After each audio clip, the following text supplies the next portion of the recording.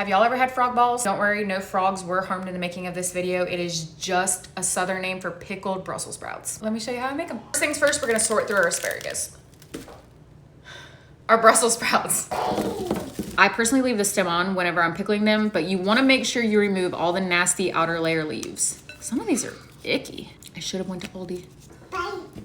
You can't have a bite. I don't know if y'all can see that, but that right there is a little worm. What happens when you don't check your produce? You get little worms in there. Extra protein.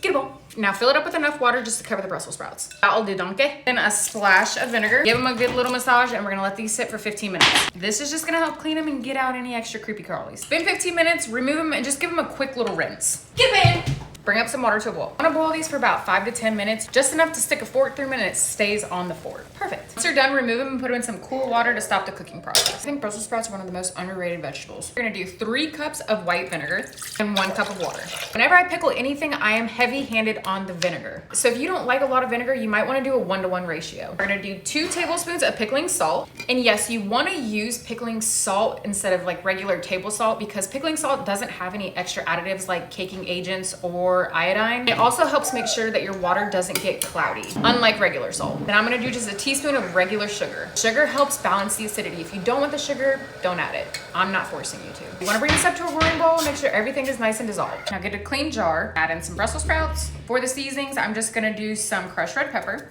some mustard seeds, a bay leaf. This is just gonna help keep the crunch nice and crunchy. I'm gonna actually add a little bit of celery seed, 2 whole allspice berries, and then just a pinch of black peppercorns. Add the rest of my Brussels, a little more seasonings. Almost forgot some garlic. Just gonna do about 4 cloves. I don't want it to be too overpowering. Now remember, this is just a refrigerator recipe, so it goes straight into the refrigerator and then I would just consume it within the month. You don't want them to sit in the fridge and you want them to sit on the shelf. You need to properly can them. I'm gonna pour it right over the Brussels sprouts.